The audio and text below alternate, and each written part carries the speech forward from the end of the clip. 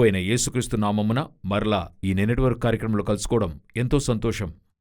లోకములో సంచలనాత్మక సంభవాలు, ఒక దేశంలో సరి, ఒక రాష్ట్రంలో సరి, ఎదురుచూడని సంభవాలు అనేకములు జరుగుతూ ఉన్నాయి.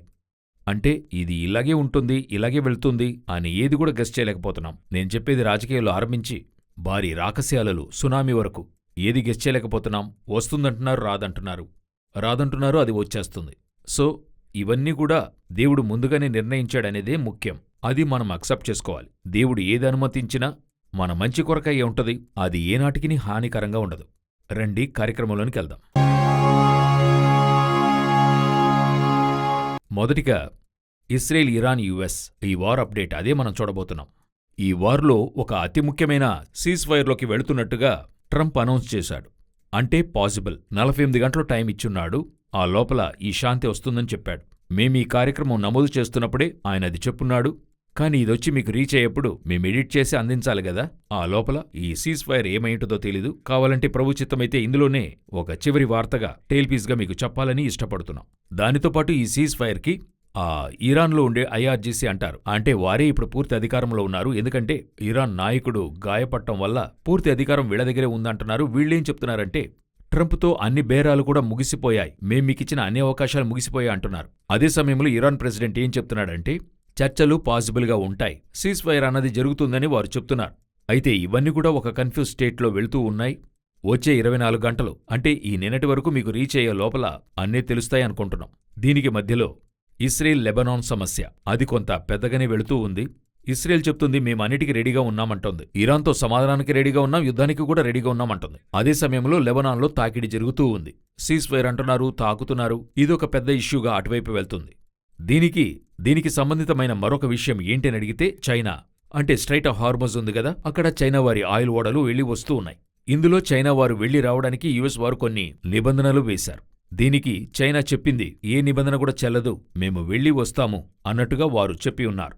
సో ఇప్పుడు ఇటువైపు అన్ని కూడా చూసినట్లయితే ఒక విధమైన అస్థిరత్వము, నేను ముందుగానే చెప్పినట్టు ఎక్కడ ఏ సమయమైనా ఏదైనా జరగచ్చు అన్నట్టుగా ఉంది. దీనికి మధ్యలో దుబాయ్ని ఇరాన్ వారు తాకిడి చేశారు. అక్కడ సమస్యలు వెళుతూ ఉన్నాయి.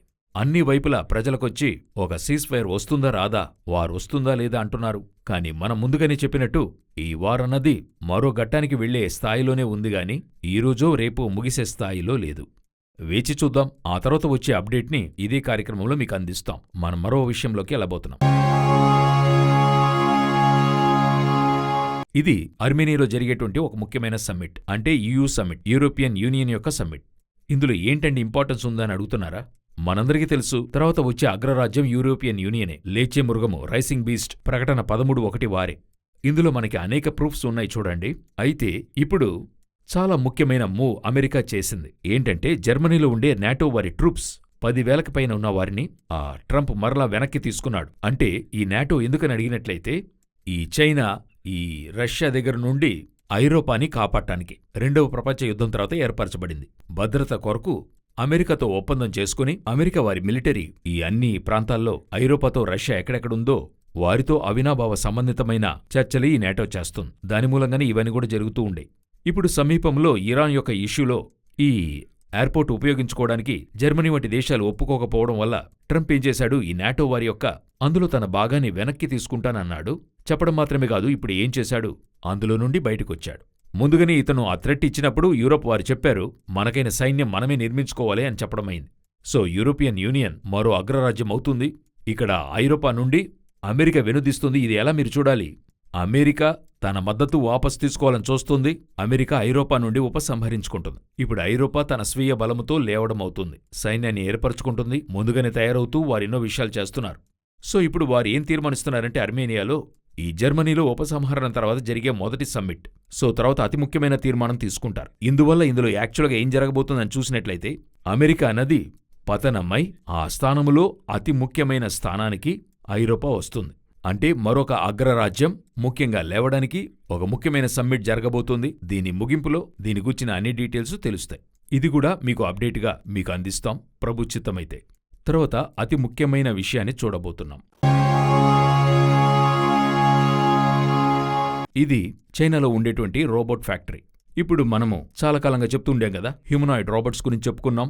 ప్రకటన 13:15 ప్రకారం ఆ మృగం యొక్క ప్రతిమ చూచును మాట్లాడును అని ఉంది గదా, అది అట్లే ఇప్పుడు 100% మన కంటికి ముందుగా జరగనారంభించింది. ఇది ఎంతో కాలంగా జరుగుతుంది. కానీ ఇందులో డేంజర్ అయిన ఒక విషయాన్నే ఈ యొక్క విషయంలో చూడొచ్చు. అదేంటని అడిగితే, ఒక రోబాటు మరొక రోబాట్ని తయారు చేస్తుంది. అదే చాలా ఇంపార్టెంట్. ఈ రోబోట్ ఫ్యాక్టరీ లోపల పలు స్టేజెస్ ఉన్నాయి. 2 ముఖ్యమైన విషయాలు మాత్రం ఇందులో నేను చెప్పదలుస్తున్నా. పలు కార్యాలున్నాయి. వీటిని మనుషులకు ప్రతిగా యూజ్ చేస్తాం, మెడికల్కి, ఎడ్యుకేషన్కి యూజ్ చేస్తాం. ఇలా ఎన్నో కథలు చెప్తున్నారు కదా, వారు యూజ్ చేస్తున్నారు. ఎప్పుడైనా ఏ ఒక విషయం ఆవిష్కరించేప్పుడు మనకి యూస్ఫుల్ అయ్యేట్టుగానే ప్రవేశిస్తుంది. సెల్ ఫోన్ చూడండి, మొదట్లో వచ్చినప్పుడు ఒక కన్వీనియన్సీ. అయితే ఈరోజు సెల్ ఫోన్ మిమ్మల్ని నన్ను ఏలుతుంది గదా. పిల్లలు అడిక్ట్ అయిపోయారు, మనకి మస్ట్ అయిపోయింది. ఇవి లేకుండా మనం ఏమి చేయలేమన్న స్థాయికి వచ్చేశాం. అదేవిధంగానే రోబోట్ ఇప్పుడు మనకి యూస్ఫుల్ అయిన వస్తువుగా లోనికొస్తుంది. అదొక ఎడ్యుకేషన్ పర్పస్కి, హెల్త్ ఇష్యూస్కి, ఇటువంటి కార్యాలకు లోనికొస్తుంది. అయితే అది ఒక కాలంలో మనల్ని బానిసత్వం చేసి పరిపాలిస్తుంది. అలా జరుగుతుందా అని అడిగితే, గొప్ప గొప్ప నిపుణులు, అంటే ఈ ఏఐ అనే టెక్నాలజీని కనిపెట్టిన గొప్ప నిపుణులే అదొక రోజు ప్రపంచాన్ని నాశనం చేస్తుంది, అంటే మనుషులపై ఆధిపత్యం చేస్తుంది అంటున్నారు. అందులో చాలా ఇంపార్టెంట్గా ఇప్పుడు మీరు చూసినట్లయితే, ఫస్ట్ అది ఎలాగంటే ఒక రోబోట్ మరొక రోబోట్ని తయారు చేసే స్థాయికి వచ్చింది. అంటే అది తనకు తానే క్రియేట్ చేసుకుంటుంది రోబోట్ ఆర్మీ అని. అంటే మనిషి మరొక మనిషికి జన్మనివ్వడం, స్త్రీ పురుషుల కలయిక మనిషికి జన్మనివ్వడం సహజం. అయితే ఇప్పుడు అది ఏ స్థాయికి వెళ్ళిందంటే, ఒక రోబోట్ దాని టెక్నాలజీ, దానికున్న ఆర్టిఫిషియల్ ఇంటెలిజెన్స్ ఏం చేస్తుంది, ఇంకొక రోబోట్ని తయారు చేస్తుంది. ఇది తనకు తానే తయారు చేసుకుంటుంది నాన్ స్టాప్. అదొక వర్డ్ని వారు చెప్తున్నారు, ఆ వీడియో రిలీజ్ చేసిన వారు చెప్తున్నారు, ఇట్స్ నాన్ స్టాపబుల్. అంటే అది తనకు తాను ఏం చేయదు, తయారు చేయడం ఆపదు. ఎందుకంటే మనిషికి మాత్రం టైర్డ్నెస్ అనేది ఉంది. బాగా గమనించారంటే, ఒక 8 గంటలు 10 గంటల పైన మనం పనిచేయలేము, అలసిపోయి రెస్ట్ తీసుకుంటాం. ఈ మెషిన్ రెస్ట్ తీసుకోదట, పని చేస్తూనే ఉంటదట. ఒక రోబోట్ ఇంకొక రోబోట్ని, ఆ రోబోట్ ఇంకొక దాన్ని తయారు చేస్తూనే ఉంటుంది. ఒక పెద్ద ఆర్మీ. యోబేలు 2వ అధ్యాయంలో మీరు చదివి చూడండి, 2-14 వచనాలు మీరు చదివి చూడండి. ఎంతో ముఖ్యమైన ఒక రోబోట్ ఆర్మీని గురించి ఉంటుంది అక్కడ. ఆ రోబోట్ ఆర్మీ మన కంటికి ముందు తయారవుతుంది. ఇది మొదటిది. రెండవది, ఇదే రోబోట్ ఆర్మీలో మరో సెక్షన్కి మీరు వెళ్లారంటే, అందులో చూసినట్లయితే పెద్ద పెద్ద నాయకుల యొక్క ముఖాలు సిలికాన్లో చేయబడి, సిలికాన్ అంటే ఇసుకనే చూడండి, మీకు ఈజీగా అర్థం అవడానికి చెప్తున్నా, అది ల్యాబ్లో ఇచ్చి తయారు చేస్తారు. మనుషుల యొక్క ముఖాలను పోలే చేస్తున్నారు. ఇలాన్ మాస్క్ పెద్ద పెద్ద నాయకుల ముసుగు తయారు చేశారు. సరే, ఇవన్నీ ఎక్కడ మనకి బైబిల్లో చెప్పిన విషయం కలుస్తుందంటే, ప్రకటన 17వ అధ్యాయంలో 9-11-12 వచనాలు చదువుతున్నప్పుడు, నీవు చూచిన ఆ మృగము ఉండెనుగాని ఇప్పుడు లేదు అని ఉంటోంది. దాని అర్థమేంటి, ఇది ఎవరిని గురించి చెప్పబడిందని చూస్తే, దానియేలు గ్రంథము 11వ అధ్యాయంలో, 7వ అధ్యాయంలో, 8వ అధ్యాయంలో చూశారంటే, ఒక చిన్న కొమ్ము యాంటీక్రైస్ట్ లేకపోతే యాంటియోకస్ IV ఎఫెఫెనస్ అనే చక్రవర్తి క్రీస్తుపూర్వం 168లో ఉన్నవాడు. అంటే అలెగ్జాండర్ యొక్క 4 జనరల్స్ ఉండారు. సెల్యూకస్ అనే వ్యక్తి ఉండేవాడు. ఆ సెల్యూకస్ వంశంలో 8వ వాడిగా వచ్చినవాడు. ఇతడి గురించి చాలా చెప్పుకున్నాం. సో ఈ యాంటియోకస్ IV ఎఫెఫెనస్ ఒక రూపంతో, ఒక ఏఐ టెక్నాలజీతో ఒక హ్యూమనాయిడ్ రోబోట్ వస్తున్నప్పుడు ఈ వాక్యం అట్లే 100% నెరవేరుతుంది. ఇది నిన్న మొన్న కాదు, ప్రకటన గ్రంథములో 1900 సంవత్సరాల ముందే ఉంది.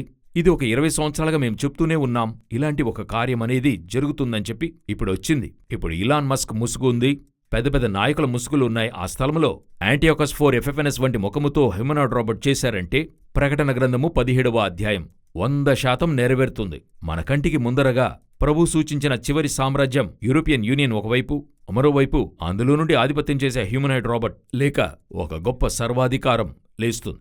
రెండునూ లేచి వచ్చే ఒకే కాలఘట్టములో మనకి ముందరగా తెలుస్తుంది. దానికి ముందర ఎప్పుడు ఒక సామ్రాజ్యం లేస్తున్నప్పుడు మరొకటి పడుతుంది గదా. మనం అమెరికా సామ్రాజ్యం పడుతుందన్నాం గదా, అది నిశ్చయంగా పడుతుంది అన్నందుకు ఒక అతి ముఖ్యమైన చరిత్రతో కలిపి చూసేటువంటి ఒక సూచన చూడబోతున్నాం. అదే చివరిది. ఇది ట్రంప్ను గుచ్చిన ఒక విషయం. ఏంటని అడిగితే, ముందుగానే ట్రంప్ యాంటీక్రైస్ట్ యొక్క గుణాతిశయాలు అన్నీ కూడా చేసుకుంటొచ్చాడు అని మనం చూసాం కదా. అయితే కొందరు దానికి ఏం చెప్పారంటే, అది ఎలాగని ట్రంప్ని యాంటీక్రైస్ట్ అంటారు. మరలా చెప్తున్నా, ట్రంప్ యాంటీక్రైస్ట్ కాదు, అతడు యాంటీక్రైస్ట్ అయి ఉండే వీలు లేదు. అయితే అతనిలో ఆ గుణాతిశయాలు 1-2 ఉన్నాయి. వచ్చేవాడు పూర్తిగా ఉంటాడు. అతడు వేరే యూరోపియన్ యూనియన్ నుండే వస్తాడు. అయితే ట్రంప్లో 6 కార్యాలు గత 2-3 కార్యక్రమాలకి ముందుగా మనం చూశాము. మీరు వెళ్ళి చూశారంటే అందులో మీకు తెలుస్తుంది చూడండి. అయితే ఇప్పుడు 2 ముఖ్యమైన విషయాలు అట్లే జరిగాయి. ఏంటంటే, ఒక స్పెషల్ పాస్పోర్ట్ ప్రవేశపెట్టారు అమెరికాలో. ఆ స్పెషల్ పాస్పోర్ట్లో మీరు చూసినట్లయితే ఎప్పుడు ఒక మృగము యొక్క ముద్ర, అంటే మీరు ఒక పాస్పోర్ట్ ఇచ్చారంటే ఆ దేశ ప్రభుత్వ ముద్ర ఉంటుంది. ఇప్పుడు శ్రీలంక వారిది చూస్తే ఆయుధమున సింహం చూడొచ్చు, సింగపూర్ వారికి సింహం ఉంటది, మన దేశమైతే చతుర్ముఖ సింహం ఉంటది, అమెరికా వారిది పక్షిరాజు ఉంటది. ఇప్పుడు దానికి బదులుగా పక్షిరాజుంది, దానితో కూడా ట్రంప్ యొక్క ముఖాన్ని వేసి దానితో పాటు ఒక సైన్, ఆ మృగము యొక్క ముద్రైన నామమైన అతని పేరు రెండు అందులో ఉన్నాయి. ఇది లేకుండా క్రయ విక్రయములు చేయలేరు. ఇప్పుడు పాస్పోర్ట్ లేకుండా వెళ్ళి రావడం కుదరదు. అయితే ఇది ఒక స్పెషల్ పాస్పోర్టే. ఇదేదో అవసరమైన పాస్పోర్ట్ కాదు, స్పెషల్ పాస్పోర్ట్. అయితే ఇటువంటిది యాంటీక్రైస్ట్ పీరియడ్లో యూరోపియన్ యూనియన్లో అందరికైనా ఒక కార్యం వస్తుంది. ఇలాగుంటుందా అంటే, ఒక కాలంలో తమిళ రాష్ట్రంలో తమను దేవునిగా చూపించుకున్న నాయకులుండారు. అలా జరుగుతున్నప్పుడు అంతకుముందున్న వారు ఇలా జరుగుతుందని ఎదురుచూడలా. అలా సడన్గా ఒక కార్యము వచ్చింది. అయితే ఇప్పుడు చూసినట్లయితే ప్రపంచానికి ఒక నాయకుడు అంటే, ఇప్పుడు నెంబర్ 1 అమెరికానే అగ్రరాజ్యంగా ఉంది. దాని నాయకుడు తన యొక్క ఫేస్ వేసి, తన సైన్ వేసి, అమెరికాలో అది సాధ్యమే లేదండి, అలాంటి విషయమే లేదు, అయితే ఇప్పుడు జరుగుతుంది. సరే, ఇదొచ్చి ఏదో ఒక స్పెషల్ అకేషన్ ఇలా చేస్తున్నారు అనే విషయాన్ని కూడా పెట్టుకోవచ్చు చూడండి. ఇది తర్వాత మరొకటొచ్చింది, అదెంతో ఆశ్చర్యం చూడండి. ఇది ట్రంప్ యొక్క ఒరిజినల్ ఫ్లారిడాలో ఉండే గల్ఫ్ గ్రౌండ్. ఆ గోల్ఫ్ గ్రౌండ్లో ట్రంప్ యొక్క ఒక 22 అడుగులకు ఎత్తైన ఒక కాంస్య విగ్రహం పెట్టారు. ఈ విగ్రహాన్ని మీరు చూశారంటే దాదాపు ఇదొక 3 టన్నుల బరువు ఉంటుంది చూడండి. ఇది ఎందుకు పెట్టారు అని అడిగినట్లయితే 2024లో అంటే అతడు ఎలక్షన్ ప్రచారం చేస్తున్నప్పుడు అతని షూట్ చేయడానికి, చంపడానికైనా ఒక కార్యము చేశారు. అప్పుడు అతను ఏం చేశాడంటే తప్పించుకున్నాడు. దాని జ్ఞాపకముగా దాన్ని పెట్టారు. ఎప్పుడు పెట్టారంటే ఈ సంవత్సరం ఏప్రిల్ నెలలో ఆ గోల్ఫ్ గ్రౌండ్లో ఇది ఉంచారు. ఇది ఎవరు పెట్టారంటే ట్రంపే పెట్టాడు. అది చాలా ముఖ్యం, ట్రంపే పెట్టాడు. పెట్టింది ఎలాగంటే కాంస్య విగ్రహమే, కాని బంగారు పూత వేసి పెట్టబడింది. గోల్డెన్ స్టాచ్యూ దాని పేరు. అయితే బ్రాంజులు చేశారు, పైన గోల్డ్ పూత వేశారు. ఇది ఎక్కడో ఒక దగ్గర సింక్ అవుతుంది. ఎక్కడ అనిపిస్తుంది? దానియేలు గ్రంథములో చూడండి, 2వ అధ్యాయంలో నెబుకద్నెజరు ఏం చేస్తాడు? ఒక ప్రతిమను స్వప్నంలో చూస్తాడు. ఆ ప్రతిమ ఒక 5 లోహాలతో ఉంటుంది. తల బంగారముతో ఉండింది, రొమ్మును భుజములును వెండివి, ఉదరమును తొడలును ఇత్తడివి, మోకాళ్ళు ఇనపవి, పాదములు ఇత్తడి మట్టిదై ఉండింది. ఈ 5 లోహాలతో ఉండింది.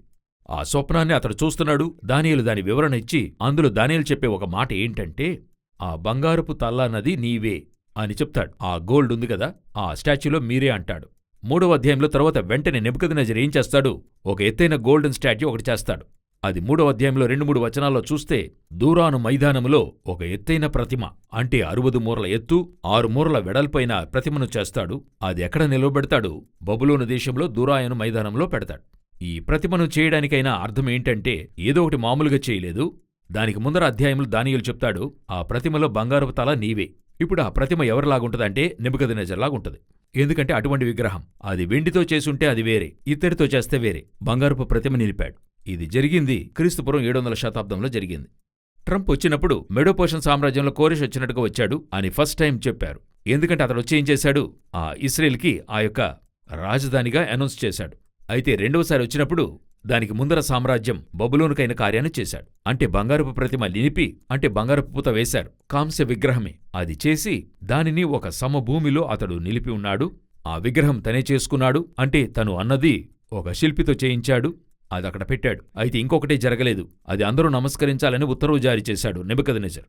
ఆ విధంగా ఇతడు ఆ కార్యం చేయలే. అయితే విగ్రహం వరకు చేసుకున్నాడు. మనకి తెలుసు, ట్రంపు క్రైస్తవ్యంలోనే విగ్రహారాధన లేని క్రైస్తవ్యుడు.